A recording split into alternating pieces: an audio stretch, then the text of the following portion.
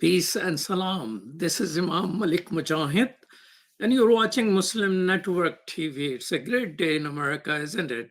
Muslim Network TV is always there 24/7 on Galaxy 19 satellite, which reaches throughout the great United States of America, east to west, north to south, and covers Canada and Mexico as well. And we are paying for it, not they.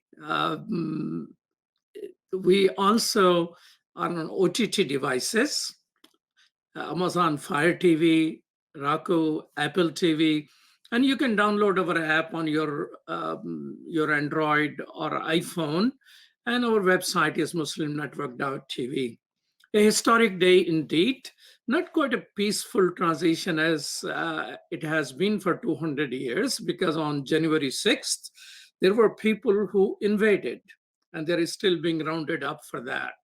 President Biden has taken a charge of our divided country, but I hope he will become a uniter as all the past presidents, including Republicans and Democrats, and Vice President Pence, all the judiciary, all the armed forces. So they presented themselves as the united as he took oath of his office at an extraordinary time. And we're talking to you while he's still delivering his speech. Sorry, we could not change our timings. So when he started his campaign, he said, "We are in the battle for the soul of this nation." And I can tell you, he will have to really fight for it. 75 million, 74, 75 million people voted for President Trump. And he left this morning sort of sad. He's the only one who did not attend the presidential inauguration today, but thanks to Vice President, he was present there. We came out a little better. But today we'll talk about something which United States has done, but because of the inauguration, nobody else is talking. Just yesterday, the State Department of the United States of America declared China has committed genocide and crimes against humanity against Uyghur people. Well, America was too busy in the inauguration, and nobody has any program throughout the nation. But I think it was a milestone. President Trump fought with China, not only trade war, but people around him elevated the cause of Uyghur. Uyghur people, nobody knows among them, but I do. It has been a long time. My neighbor, thousands of miles away, was somebody we used to call him Haji Turkistani. And he looked different from his looks and all those things. And I always was curious who it is in a rural Pakistan sitting there. He was an Uyghur. Turkistani is the way whole world talks to them. But then from Eastern Turkestan, China occupied, and it became, Uyghur term came into being, and they were considered terrorists by the United States of America, because of relationship with China, until America woke up and realized the Chinese are taking advantage of this relationship, becoming rich by our consumerism, buying cheaper things from China, and using that money to oppress their people and move around the world. And this was probably the last foreign policy decision of Trump administration, which was probably the most profound. The second economy in the world, second most powerful superpower in the world, is declared that they are committing a genocide. I'm thankful to Trump administration for making this decision. And I hope and pray, and our communication with the Biden administration tells us they will continuously pay attention to human rights of Uyghur and other communities in China. And I hope he appoints a human rights person when trade negotiations begin. But Uyghur struggle is not new. The world is about to know about this, and it will continue to happen. To discuss with me is a person who is the world leader of Uyghur community and very humbly walks on the streets of Washington, D.C. But he has been walking for a while for this cause. And the first time he walked, he was barely 9 years old when for months he walked with his family to escape from the oppression of China. And he is no other than our dear friend and leader, Omer Kanat. Assalamu alaikum, brother Omer Kanat. Walaikum salam, salam alaikum, brother.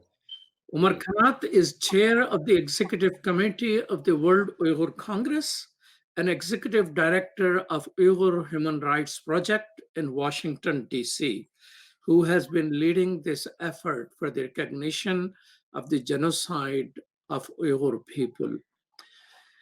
Umar, are you happy with the US decision to declare it a genocide? Yeah, thank you. Yes, Brother Malik. Yes, we are very happy. We have been waiting for this determination for a long time.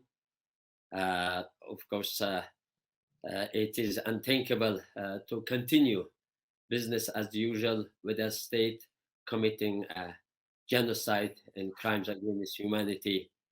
I think it is a bold decision, decision, and we are very happy. And U.S. Government is the first government to designate the Chinese government's treatment of the Uyghurs as genocide, both genocide and crimes against humanity. Now, of course, we urge a collective and coordinated response by governments to address the treatment of the Uyghurs and other Turkic Muslim peoples in East Turkestan. Isn't this a great change since the time when you have to make an effort that United States government takes off Uyghur leaders from the terrorist list? Yes, of course, it's a long way. We go, I remember in 2006, it was in 2006 when, Dolkun Asa, the president of the current president of the World Youth Congress, was stopped at the, Dallas airport and deported back to Germany, and U.S. authorities didn't allow him to enter the U.S. So now the situation has changed, and it because at that time maybe it was the lack of information and and lack of knowledge and awareness what was happening in East Turkestan against the Uyghur people. But since then, a lot of things happened, and people became more aware. The U.S. politicians, U.S. The decision makers, and U.S. public became more aware what has been happening, what was happening in East Turkestan against the Uyghur people, and especially after the 2017 when China started this, large incarceration of the Uyghurs and put more than 3 million Uyghurs, in concentration camps. I think the scale and scope of the this repression was so large and huge that even China couldn't hide that, and it became obvious and became clear what was happening in the region by and through witnesses and victims and testimony of the victims and witnesses, and also the reports of the independent journalists and researcher, and also leak from the Chinese documents made it clear what was happening. And I think this decision of the State Department and the U.S. government is based on that, facts. Do you think that it was the absence of information on the US government? Yes. But wasn't it in part because of Chinese were taken for their words? I mean, Chinese were blaming that Uyghurs are nothing but terrorists, a term which was unfortunately coined in America, and all around the world it was being applied to people who are looking for freedom. So do you Yeah, think America has come long way in understanding that words of Chinese cannot be taken on the face value? yes, and also at the political situation, I think that was not was different, and when U.S. government, of course, one thing I just want to, uh, s- uh, uh, say that they, of course, the U.S. Didn't consider at the time all the Uyghurs, all the Uyghur organizations as terrorists. Only there was one specific organization, which was East Turkestan Islamic Movement. So U.S. government announced, designated this specific organization in by the request of the Chinese government, and as a terrorist organization, added that to the list of terrorist organizations. It was during the Iraq War, and of course, U.S. Government and America wanted at that time, the support of the Chinese government in the United Nations Security Council, because there was a deal, I think, at the time between the U.S. and China, and U.S. government, in order to make China happy, so designated that specific organization. Is But that organization is still considered a terrorist no, organization? no, recently, State Department and rebuked that that designation and removed that organization from the terrorist list with the decision of the former Secretary of State Mike Pompeo. Yeah. Why do you think China keeps calling Uyghur people by and large that they are trying to, of course, they're running the largest concentration camps since the Nazis, but why they keep calling these people terrorists? What's the background of that? Yeah, it was a good excuse for the Chinese government to to suppress further the Uyghur people, and it actually the Chinese government uh, has been using the war on terror, which started after the 9/11 terrorist attack in the U.S., as a very good opportunity to crush the Uyghur people. They wanted, they has been using that as an excuse to to show the world that they are fighting the same terrorists that the America was fighting. So they wanted to show that they are also the victims of the terrorism. But actually, the Chinese government itself, was terrorizing the Uyghur people, and using terrorists methods to to crush the Uyghur people. Let's talk a little bit of the history of Uyghur Yes, people. still they of course they we also think that it is of course the legitimate right of every government, every state to fight terrorism. But what the Chinese government is doing is not fighting against terrorism. It is a fight against a people, against a faith, against a religion, and the intention of the Chinese government is to eliminate and destroy a people by using fight against terrorism as as an excuse. Now, a bit of when we'll take a short break. We're talking with Umar. This is Imam Malik Mujahid talking with Omer Kanat, who is the executive directors of Uyghur Human Rights Project, as well as chair of the executive committee of the World Uyghur Congress. We'll be right back after these messages.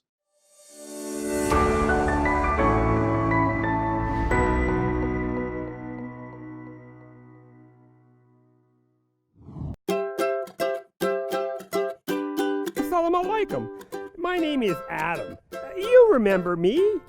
I appeared in so many episodes that Sound Vision has put on the market. No matter what.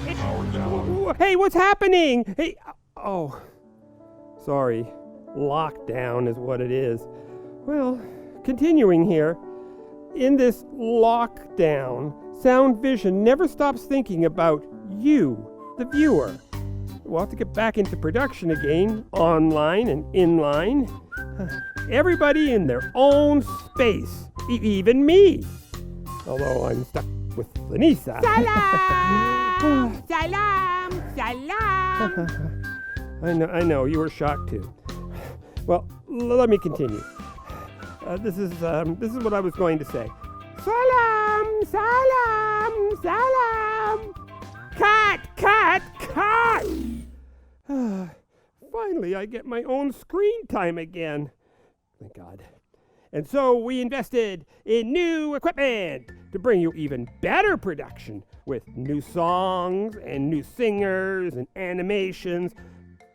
Well, here are a few clips.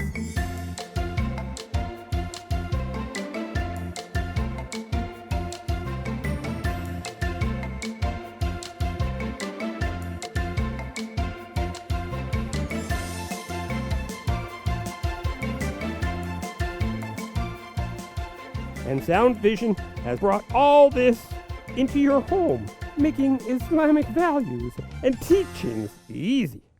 And if you know me, Adam, a multi-talented actor, well, sometimes I'm an actor and the reporter and the... Oh, that's enough. Let's move on to the next section. Well, you can watch these new episodes on our new app at www.adamsworldapp.com. We have previews happening every day on Muslim Network TV. Sound Vision has been serving generations, moving and changing with the times. We are all faithfully connected. That is a huge blessing. Your donation helps keep these programs available now and into the future. We take this job of helping tomorrow's Muslims today seriously, and you should too. Today, we need your help. Children absorb and learn from everything they encounter. Make that wholesome, positive, grounded in our faith.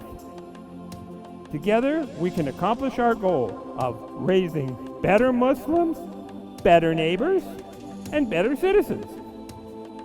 Please donate generously. It's an investment in our future. But to finish, let me tell you, there are new scripts of my new mission. And it is something that I enjoy talking about. My new mission is space. Houston, we do not have a problem. Salam, see you soon.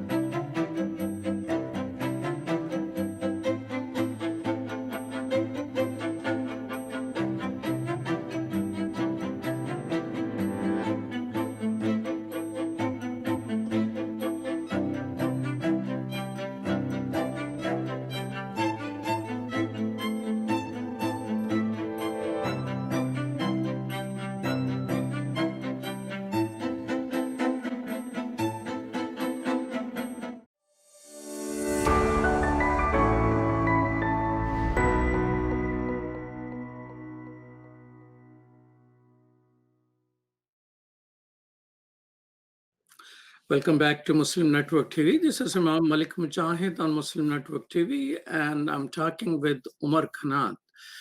So, China calls area where Uyghurs are, some people call it Uyghur land. China call it Xinjiang, which means last frontier or the new frontier or the new colony, essentially.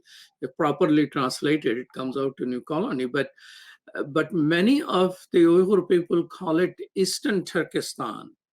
So what is that history of Eastern Turkestan? Yes, as you just mentioned, the China call it Xinjiang. That means the new territory. It itself, this itself, explain that is a occupied territory. It's a new territory for China, but this land is the historical ancestral land of the Uyghur people. The Uyghur people and other Turkic Muslims have been living in that land, which we call it as East Turkestan, for thousands of years. So it is the historical name of the land. So therefore, we call it Uyghur. We call it East Turkestan, but the Chinese call it Xinjiang Uyghur Autonomous Region. So China occupied East Turkestan Chinese communists occupied East Turkestan in 1949. In 1955, they gave a new status to the region, and they called the region, started to call the region as Xinjiang Uyghur Autonomous Region. Yes, the Uyghurs and other Turkic Muslims have been living there for thousands of years with its own, we have created our own even empire, our own states. We have not been a part of China, but the Chinese government always claimed that East Turkestan has been part of China since ancient times. But it is a lie, and Chinese government knows that, and Chinese scholars knows that East Turkestan has not been part of China. Omer Kanat, you mentioned somewhere that you, as a child, you walk for months to escape along with your family, escape that part of the area. And that didn't happen yesterday or day before. So tell us what year it was and how old were you when you escaped China? So we actually moved to Afghanistan in 1971. From through the Pamir Mountains. So we came to. I'm from Gulja, so we moved from Gulja to Kashgar, from Kashgar to Tashkurgan.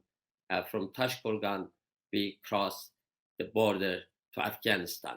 So it was in 1971. 71, yes. There was, it was a very miracle for people, for Uyghurs, to leave China and cross the border and to go to another country. So at the time, it was during this cultural revolution. All the people were controlled so strictly. So there was no way to get out of the country. So we were the first Uyghurs, so after 1949,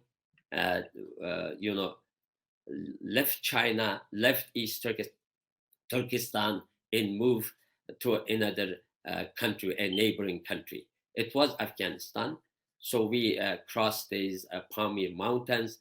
We were on our way for more than a month, and we, passed the mountain, crossed the mountains, the rivers, with the on our foot, and on our feet. Yes, we haven't seen, a human being for several weeks. Pamir Mountain are very high, aren't they? 12, 13,000 feet high. Yeah, until then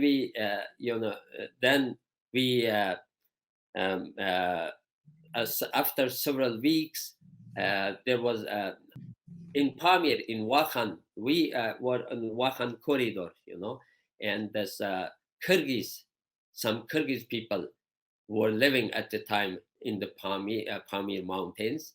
So we met these people, and these people, the Kyrgyz, helped us to come to find our way and come to to a Afghan city, Badakhshan. Yeah. So that was extraordinary because Yeah, it was. Wakhan is very high. Also, I think Wakhan, if I know correctly, it is close to 18,000 feet high area. Yeah, there was where we have been, at some points we have difficulty of breathing because there was no oxygen at that high levels, lack of oxygen, and so we had difficulty in breathing, and had a very bad headaches, I remember, and so then when we came down, so it was. We relaxed and we were in better situation. How much total time it took you from leaving from your town to reaching Badakhshan in Afghanistan? About 1.5 months. Yeah. And how many time you were just on your feet? We until we almost 43 days we were on our feet. Yeah. Why? I mean, who was with you? My father, I should say that my father spent 10 years, almost 9 years in Chinese prison, and there was my father, my mother, three of us, and then there was another two families. We were all together 3 families. Yeah. So, I mean, you mentioned that. How old were you at that time? I was 10 years old. Yeah. And you mentioned somewhere that you saw your father saw you and you saw him when you were 9-year-old. So how come? Yes, I was born when my father was in a Chinese prison. So I met him when I was almost 8.5, almost 9 years old. I haven't, until I was 9 years old, I didn't meet my father. So I met him when he came out of the prison, and so I was, my uncle took care of me all that times, and so I couldn't, it was very difficult, and then I had to live with my father and my mother. So as I told you, I called my father with his name, brother. My father's name is Abul Qasim, brother Abul Qasim. So until his death, so I called him brother Abul Qasim. Why did you call him brother? I called him brother because I called my uncle as my dad, So therefore, I couldn't, change that habit. I think, so it was very difficult for me to call a person which I saw him for the first time when I was 9 years old, to call father, and then call the person who took care of me until I was 9 as a uncle, or uncle. So therefore, I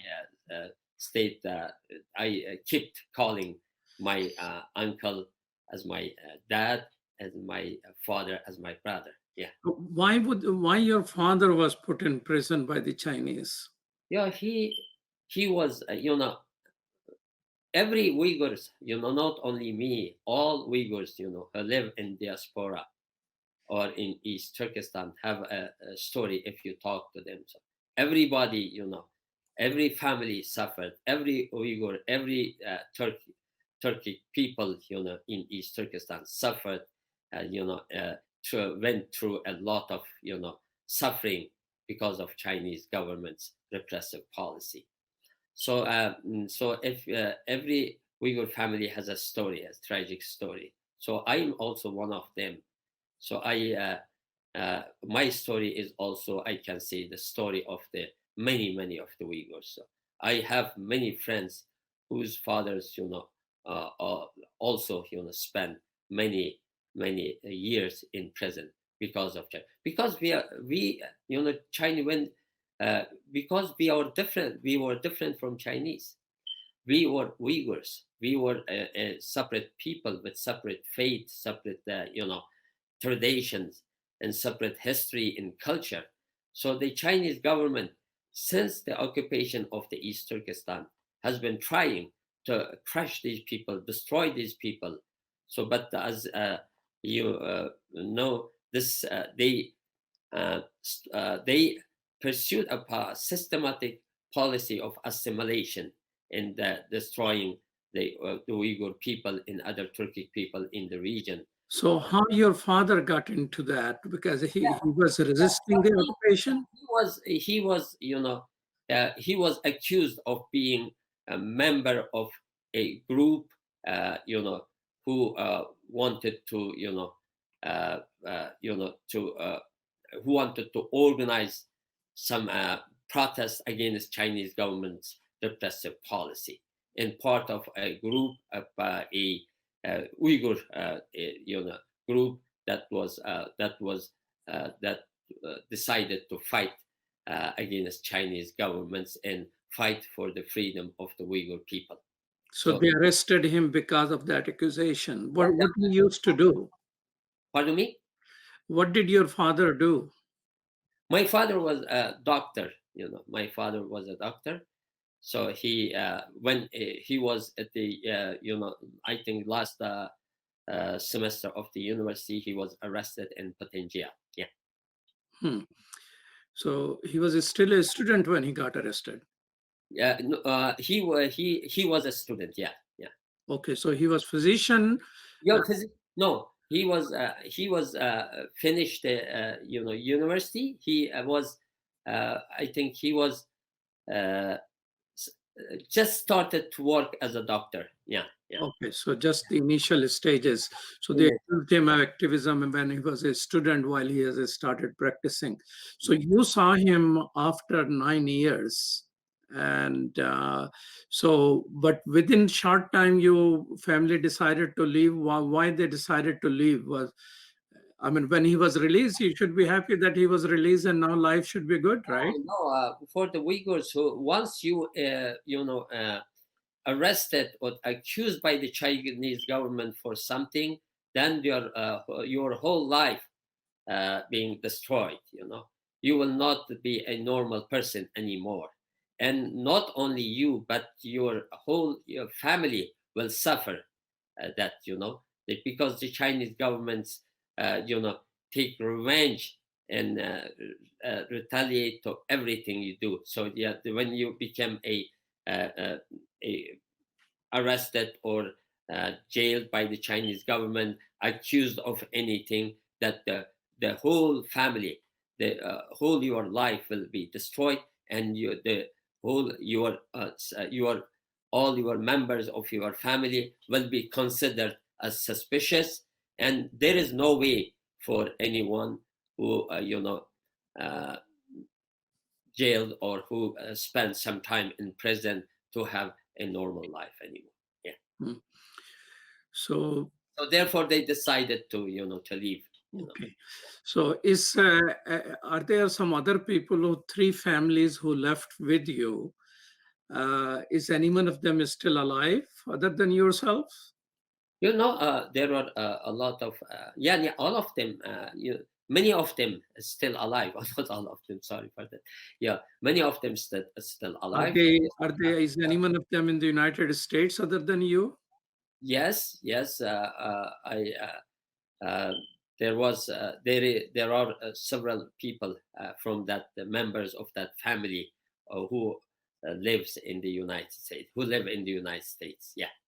Wow, it will be good to talk to them and their memories as well. Yeah. You're watching Muslim Network TV. This is Imam Malik Mujahid, and I'm talking with the world leader of Uyghur community, Omer Kanat, and we'll be right back after these messages.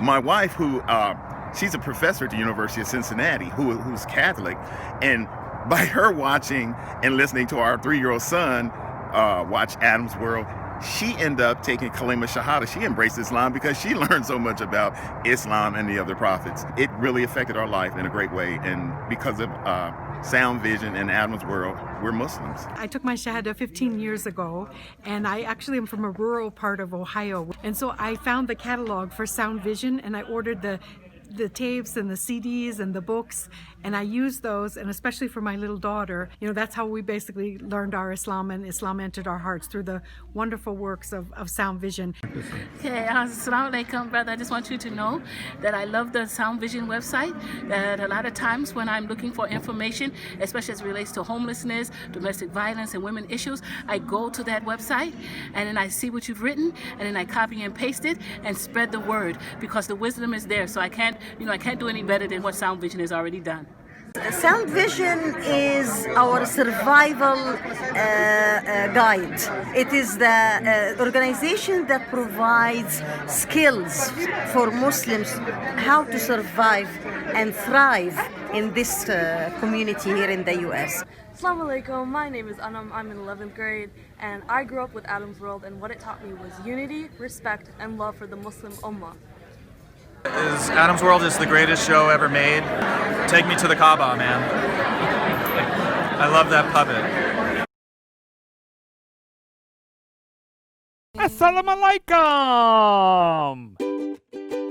I love Adam's World because it makes me learn in a fun way. That Adam has a green face and orange hair. I like this song. I like how Adam sings. I like Adam's World because it makes me happy.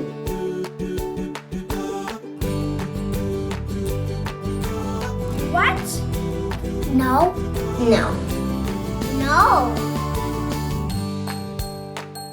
And here's Adam and here's Anissa. Adam and his sister. Adam is a boy and he is really smart.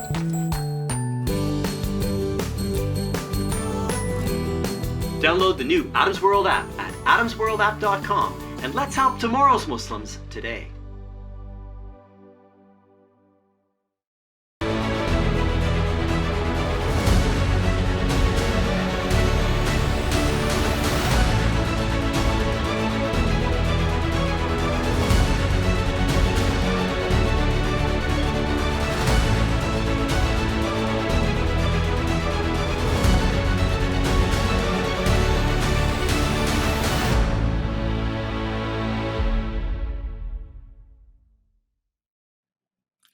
Welcome back to Muslim Network TV. This is Imam Malik Mujahid talking with Omer Kanat, who is a world leader of the Uyghur community. Now, one of the things I'd like to ask you, as a child, of course, you left that area. Have you ever been back to Eastern Turkestan or Xinjiang since you left?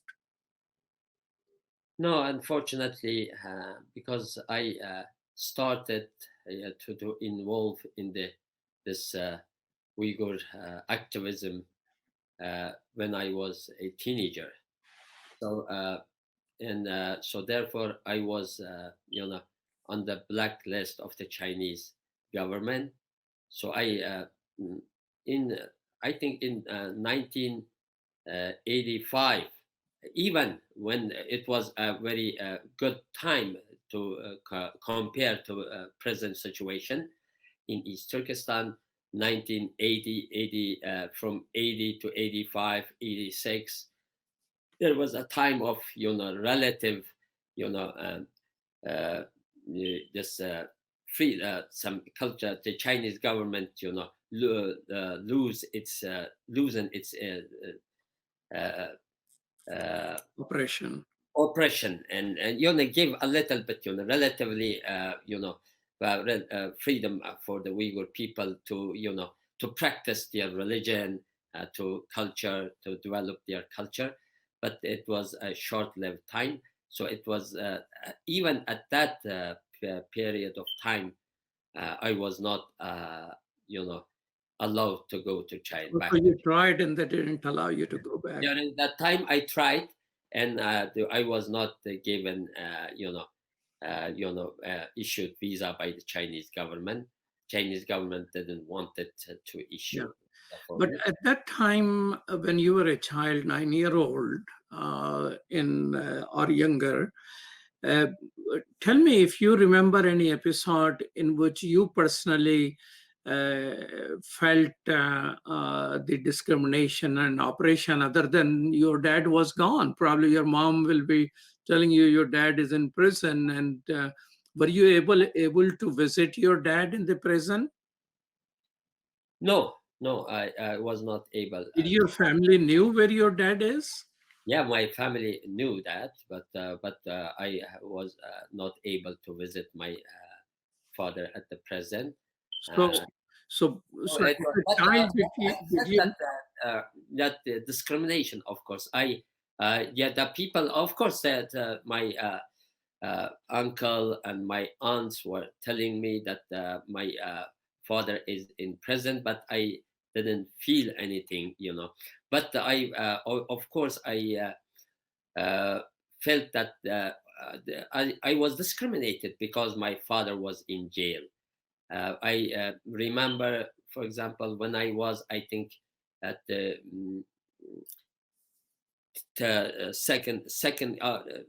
first grade, even first grade or second grade at school, there was a ceremony. I think it was the Chinese National Day.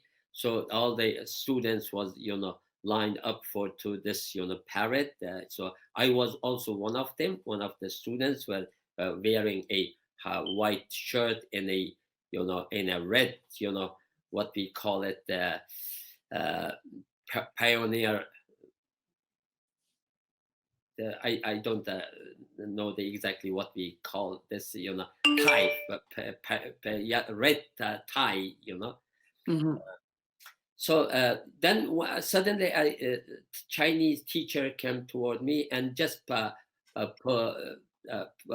pulled me from this line and told me that you cannot stay here, you cannot attend this ceremony because your father is a anti-revolutionary.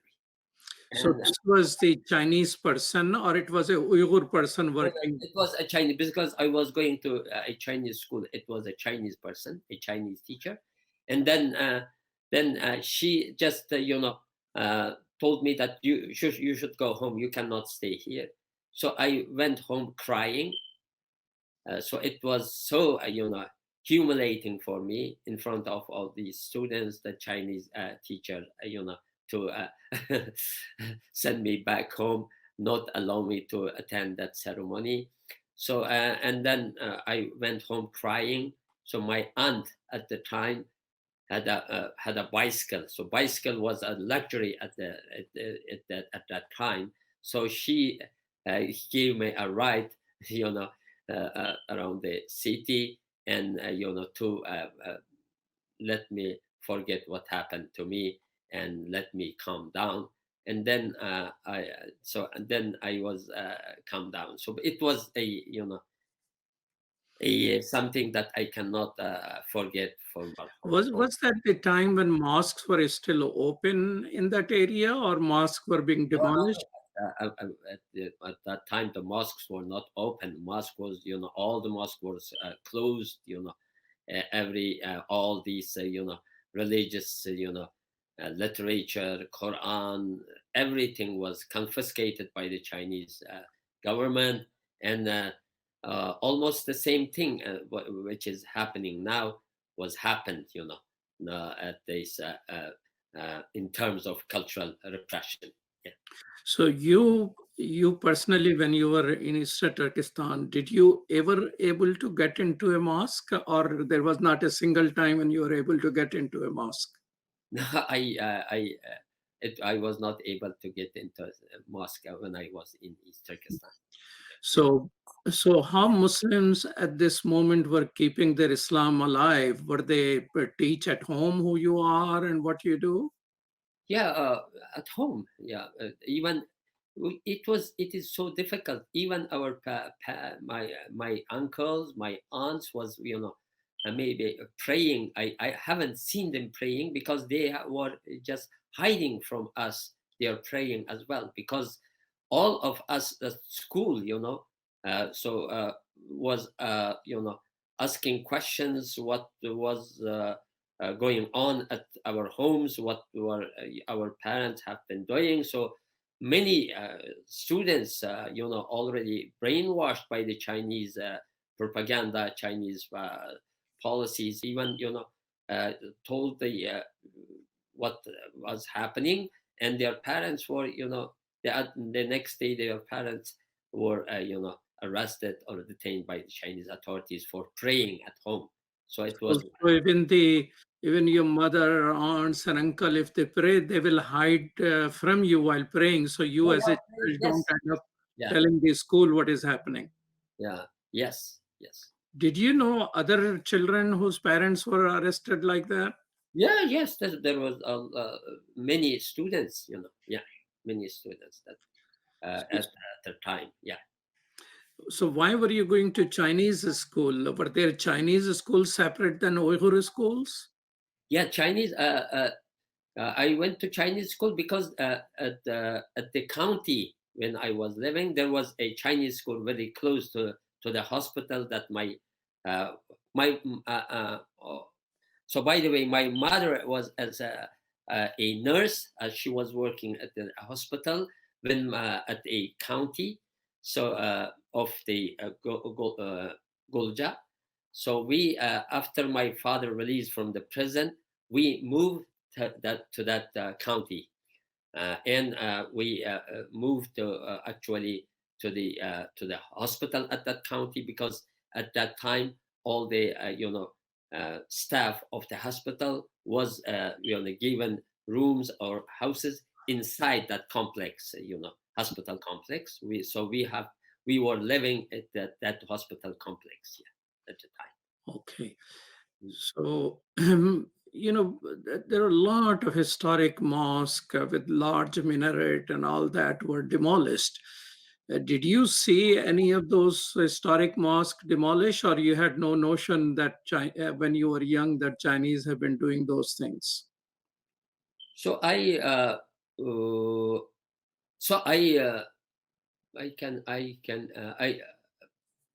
didn't see this maybe this mosques. We haven't. The mosque was closed. We didn't know that these were mosques. The mosques, for example, in my city when I was child, in my city, home city, there was a mosque. Actually, my grandfather was the the imam of that mosque at that city. So but you didn't know this history until late. Until late, yeah. No, I know until late, yes. But many people, at the town was so respectful for, especially for me, and so there was some elder people that even came to our house and took me to their houses, and I spent some time with them, and they had a lot of respect to my grandfather, and they wanted to to take care of the grandchild of this man. So because he was he was their mentor, as So grandfather, what was the name of your grandfather? My grandfather's name was Sabit Damullah. Damullah mean the big imam, I can say. Okay, so have you seen your grandfather, or he passed away before you knew? No, I cannot remember him. He passed away when I was. I can only remember maybe his that when he died. There were a lot of people in our house, so this was I think this funeral. I cannot. Was your father out of prison when probably he died when your father was in prison? Yeah, he died when my father was in prison. Yeah, when I So was. some of the challenges your father faced was because of your grandfather, because grandfather was an imam, so they abused your father because of that. Yeah, it also played a role. I think it also played a role in my father's detention and my father's imprisonment. Yeah. You have worked with many historic figures in the Uyghur leadership. At one time, you were working with the last living former prime minister of Eastern Turkestan, right? Yes, yes. What was his name? His name was Isa al-Takin. Okay, so he was actually the general secretary of the the government of East Turkestan. Yeah, yeah. Okay, so Eastern Turkestan also following the same model as the Communist Party, I guess. General secretary means that he is the main guy, right? Yeah. Yes. Yes. Okay, so the Soviet and the Chinese Communist model was adopted by the Uyghur community organizing as well. So so tell us something about him. So when I came to Turkey in 1979, end of 79, I came to Turkey, and then a few months later, I met this late leader of Uyghur people, and he asked me.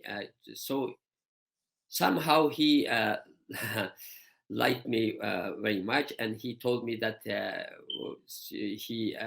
he wants to see me, and he asked me to help him, in his in this work. So I decided to do that, and then I started to work with him as his assistant. So I worked almost for 9 years with him to promote the Uyghur East Turkestan cause in Turkey. So do you think he played a critical role in organizing Uyghur people in Europe? No, yes, I think that this, he actually, when he, so he was one of the main leaders who, kept alive this East Turkestani cause, because he left the East Turkestan in 1949, and came actually fled East Turkestan, came to Kashmir, and they moved from Kashmir to Turkey and create the Uyghur community, East Turkestani community, and establish East Turkestani organization, and started to advocate on behalf of the East Turkestani people in Turkey. So it was very important for because they keep this cause alive and continue. And we are, of course, inherited this cause from these leaders. Has anybody written anything about his biography? Because he was the last leader who served the independent government of Eastern Turkestan, right? No. So there is a. I have to explain. So he was.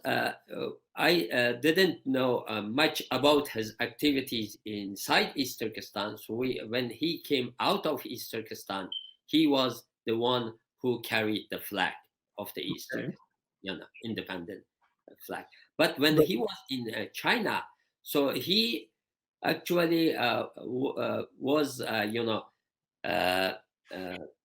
having wanted to have some kind of, of course, at that time, East Turkestan was under the rule of Kuomintang, the nationalist Chinese, and East Turkestan at the in the 1949 at the northern part of East Turkestan, it was independent.